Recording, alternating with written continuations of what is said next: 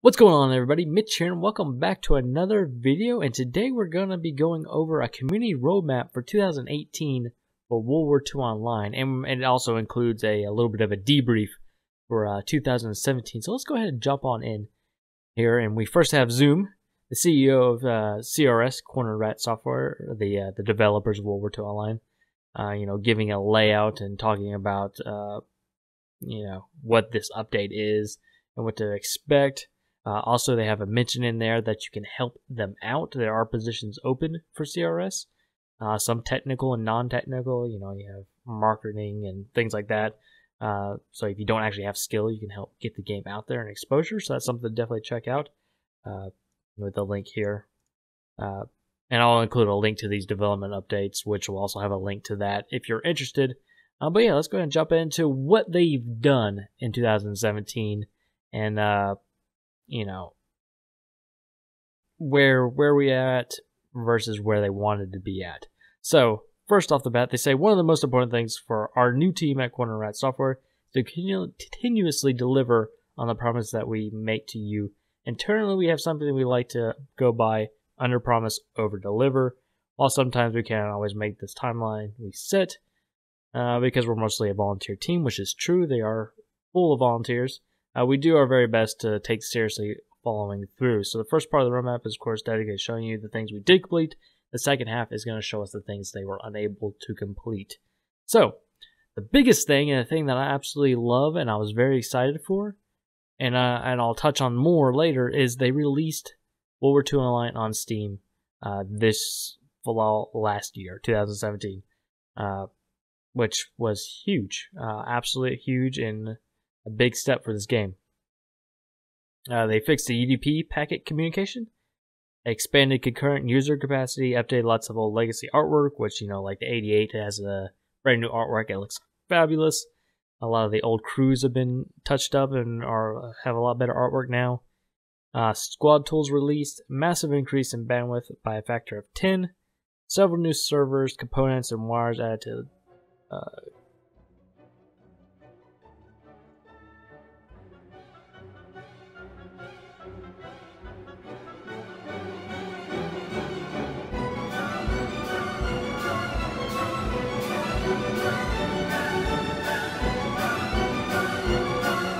co-location. Oh!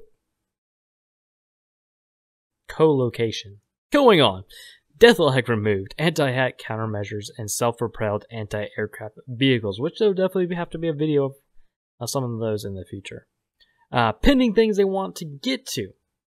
Tank busters, including the Stuka G2 and the Hurricane Mark II-D, as well as the P-39 Air Cobra. It is imminent Q1. So if you don't know how quarters work in game development and most things in the world, although some quarters vary, usually it's a 3-month span, set up into 4 different quarters for the year. So you have 12 months, 3 months times 4. There you go. So Q1, that means anywhere between January and March for the most part. The ballistics audit, high explosive kinetic injury, and small arms. It's also set for Q1 2018, so that's awesome. Should be down the road here shortly.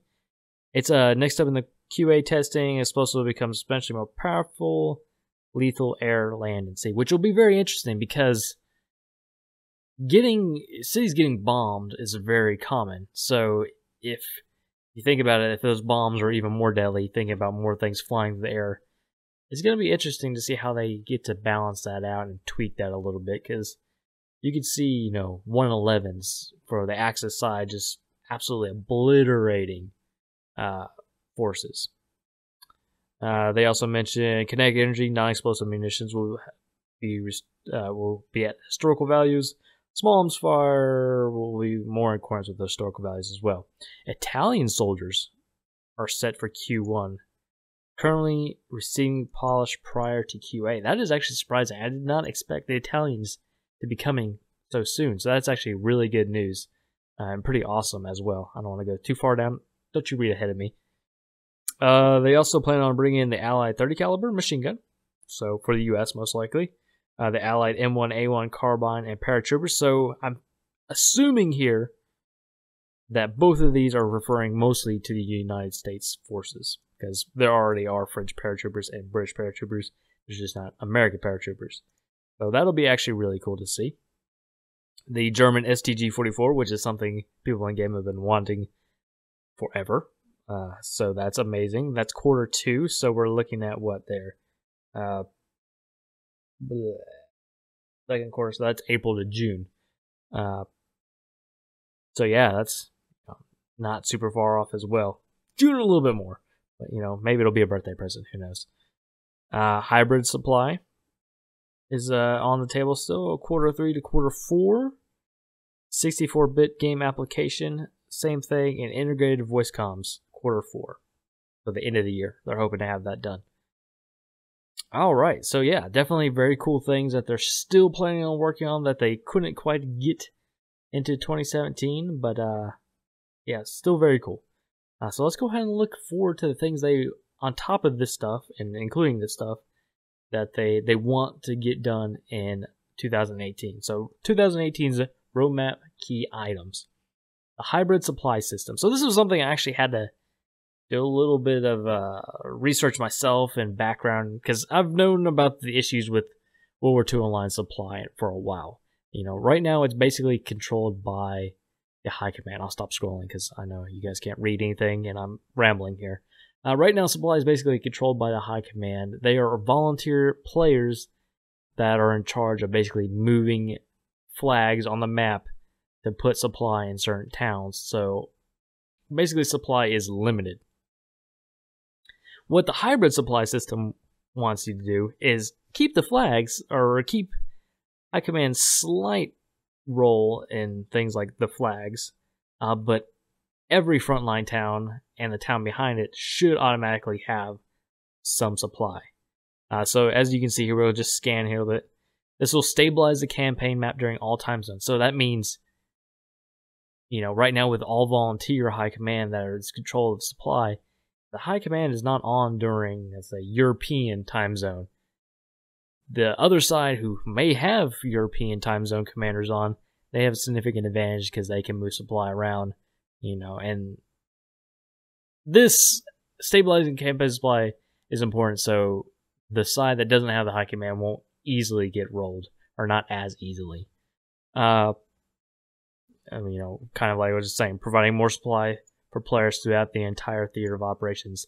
You don't have just a couple of flags with supply, it'll be the entire theater has supply.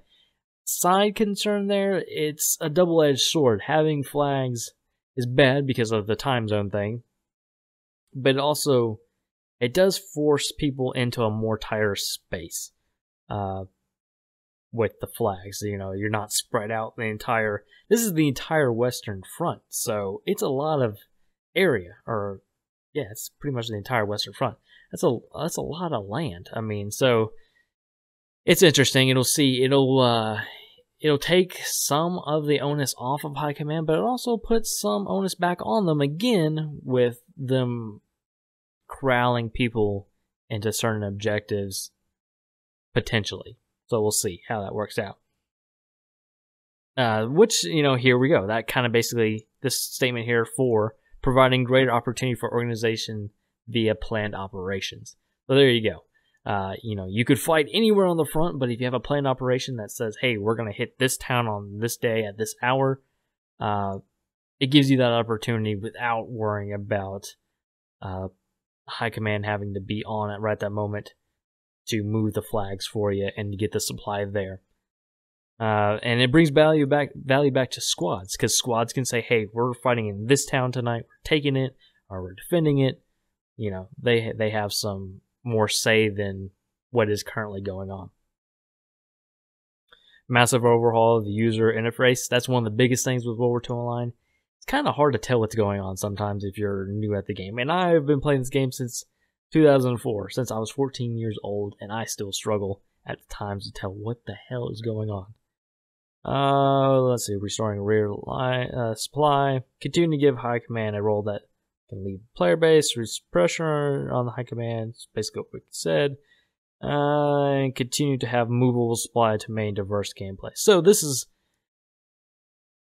this is one of the things. I think this is where High Command is going to have a little bit of supply still to move, from what I understand. That might be not completely right, but we'll see. Let's see. This will be achieved by enabling garrison supply across front lines and one town to its rear. Enabling continuation of movable flags are supplemental, not the standard. So there are still flags. Or a refactor on how players spawn, the supply the user interface, which is good.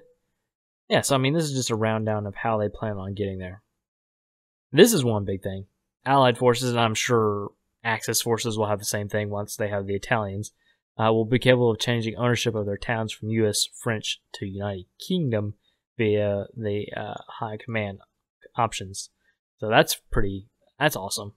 It's always been a thing where you want a certain set of equipment somewhere and you weren't able to do that in the past. So that's really nice that you'll be able to do that in the near future.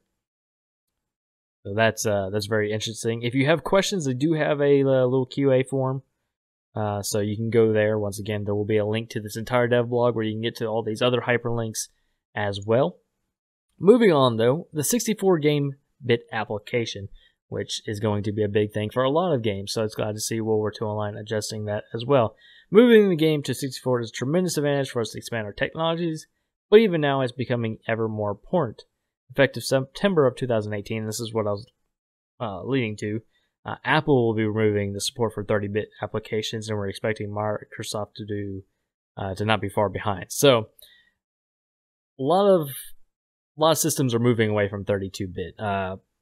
It's just a fact. There's a lot of things that are now going to 64-bit. It's just better that way, and it's probably going to be the standard in not too long. So yeah, it's really good that they're doing this and getting ahead of it, because it eventually could be a problem if they just stayed stagnant. One thing they're going to look at, they look into their Granny software, which is everything to do with the infantry game. So it's something they're going to be talking about in the not so distant future. Next thing they have on the agenda for 2018 is the integrated voice communications. So right now, if you're not familiar, World War II Online has always used that outside voice source. Before it was TeamSpeak that they had official TeamSpeak servers. Now it's Discord. What they want to go to is something very similar. Many games that do have integrated voice do. The way they want to roll it out reminds me a lot of Squad. So they want to have like a local chat, a proximity-based chat, a mission chat, a leader chat, a squad chat, and a high command chat. So I mean that's then this is all initial design things, and it's gonna have a radio transmit function. So it reminds me a lot of Squad's integrated voice, and I think that's plenty enough. I like the local chat thing. That's pretty cool. Maybe you could finally start yelling at the enemy. I don't know if they could put like a garble filter or something. But right now in game, when you can type local chat, and, the enemy can see it, but it automatically gets garbled for the enemy and scrambled the words. I wonder if they'll just leave it where you can start yelling at tanks, that you're chasing with satchels, telling them stop, stop resisting. But yeah, so that's gonna be really nice, and that's gonna be great because it's another new player hurdle. Integrated voice will tackle one of those new player hurdles where, hey, you want to be part of this mission, jump on to Discord. Hey, how do I get to Discord? You follow this link. Oh, which channel are you in? Yeah. So it's definitely it's another quality of life thing. So that's pretty awesome. Going on though with the really fun stuff, new vehicles and production goals. So this is everybody's favorite stuff. Let's look at the toys they want to add in the near future. Hopefully. So they say, our team has really come together working with the creator software, and overall they've learned a lot with having Hatch on board. So they're going to take a look at some of the vehicles that are being considered. Now, I will note that most of these vehicles, and that what they've been talking about for a while now, is they're trying to adapt current vehicles into other variants. So first you see a ME109 E4 Jabo. And if you're not familiar with Jabo, it's basically just saying it's a fighter bomber at that point. I think it's like, you know, like Jag Panzer, it's like a Jag bomber. So Jabo, so that's a fighter bomber, which is pictured right here. The same thing with the G2 Messerschmitt 109, it's a Jabo version. The P39D-1, the French Hurry 2B F190 Alpha 3, the US P40F, and the US P39N-5 with tanks. And when you use a close support, the Matilda Mark II CS, Crusader Mark II CS, Churchill Mark III CS, Crusader Mark III CS, and Churchill Mark VII CS. Yeah, how to get my Roman numerals right there. So yeah, I mean, pretty much all of these. I mean, they also have some bigger tanks. Different Stug, a Mark 6 15mm Bessa. I'm not sure what that is. We'll have to show that. I'll show that on screen.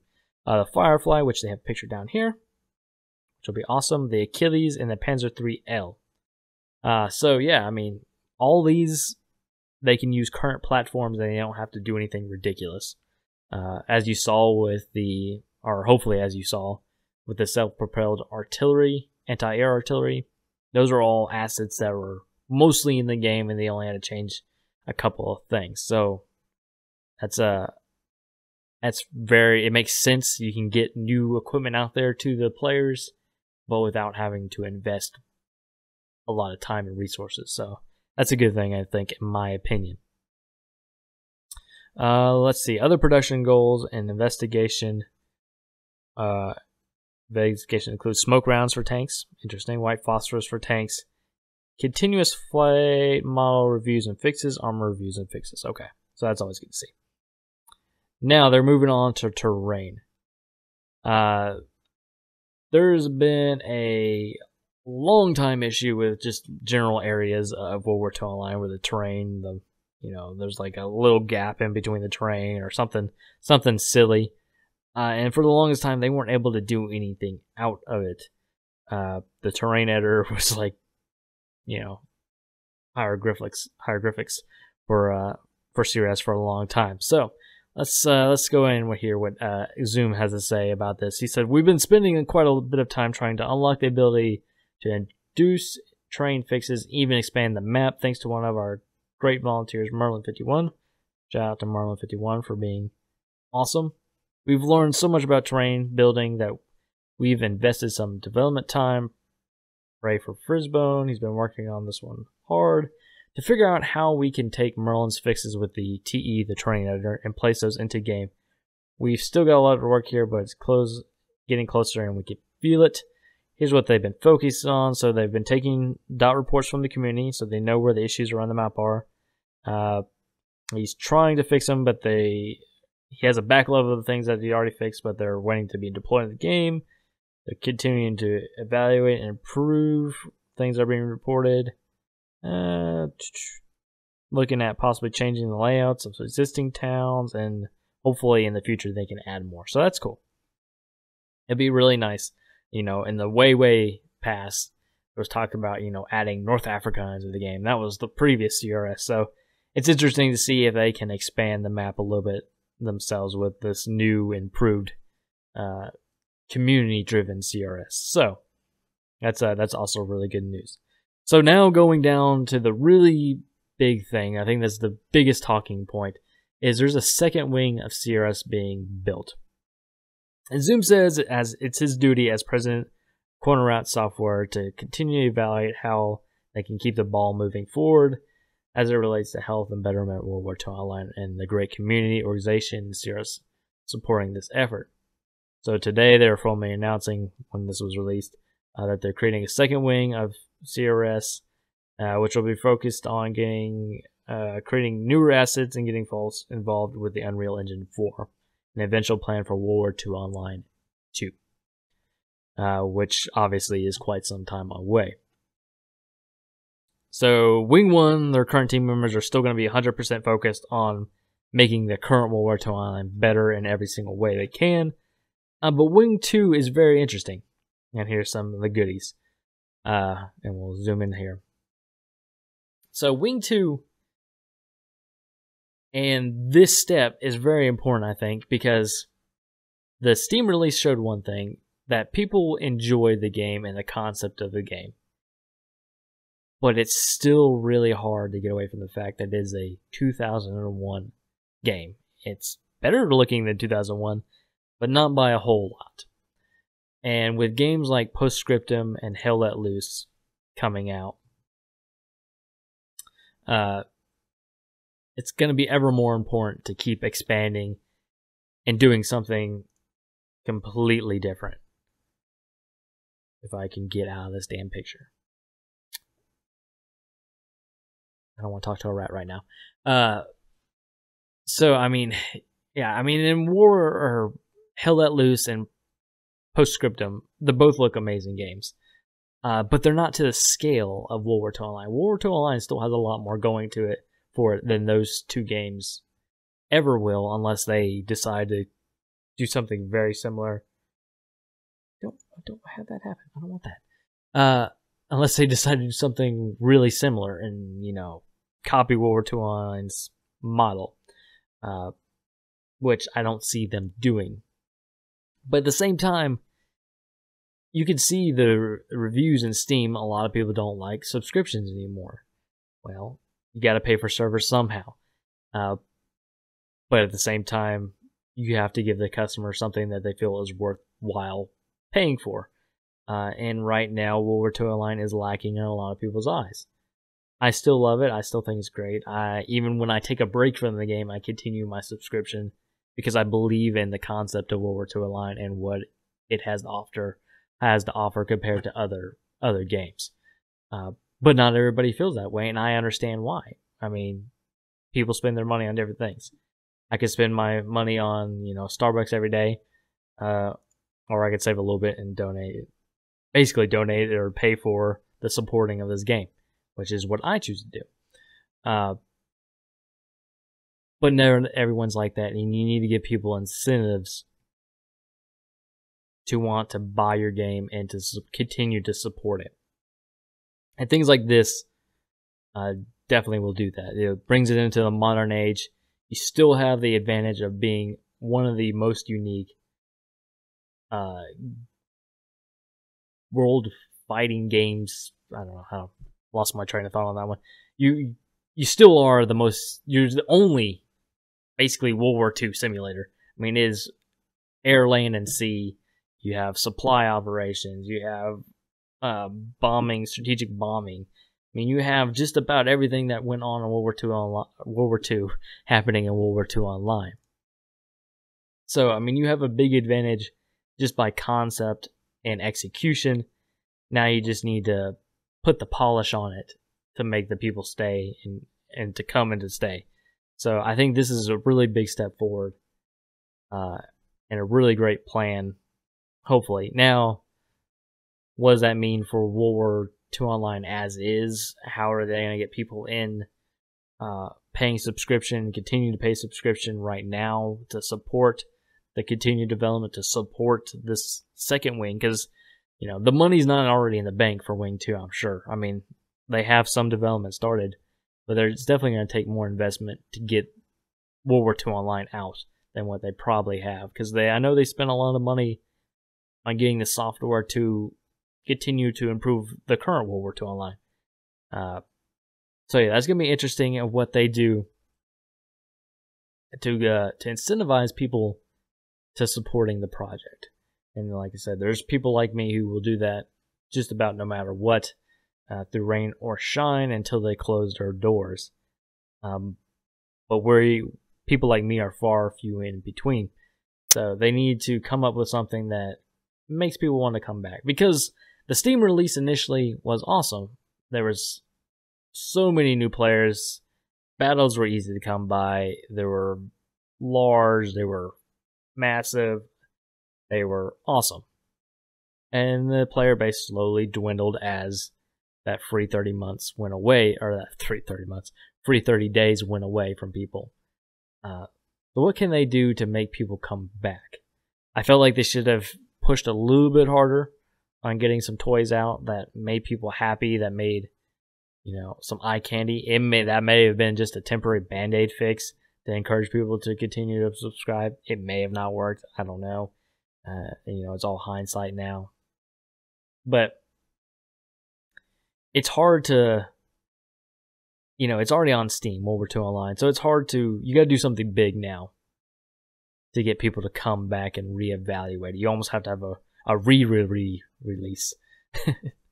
Because it's WW2 has been released once, so now it was released on Steam, and it needs like a re-Steam release almost.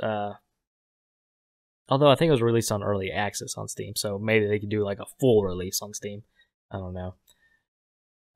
So this is my thoughts. There needs to be something. And here you can see they say this is basically, if you believe in what they do, the large scale, you know, Western Front and potentially even more fronts or a larger Western Front, your support and subscriptions are vital.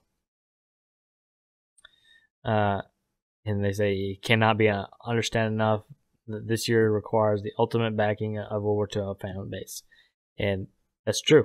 And they give you different options. There's a hero builder, which allows you to basically donate a little bit extra money that goes to helping them out, and you know, it gives you different places to subscribe.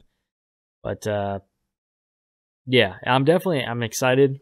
This year's gonna be a big year for WW2 Online. I think it's gonna be a make or break year, for sure. Seeing if they can recover a little bit some of the player base from Steam. I still feel like there are more players. I'm not 100% on this. It's just what I felt playing the game. I feel like there are still more players after the Steam release compared to prior to it. So I think that's good. I still don't struggle to really find a battle until late at night on a weekday. So I think the game's not dead by any imagine. I mean, people have tried to kill this game many times, including some of the old CRS people, the former developers. But you know, it's still around and ticking. So I don't know, guys. What do you guys think about it? What do you think about WW2 Online? What do you think they need to do to bring players back on Steam and other places?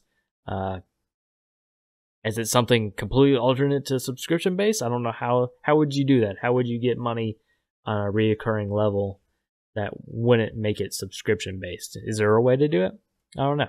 You guys let me know in the comments down below what you guys think. I hope you guys enjoyed this video. Like I said, there is a link to this dev or community update for you guys in the description below. But until next time, guys, have a great one and later.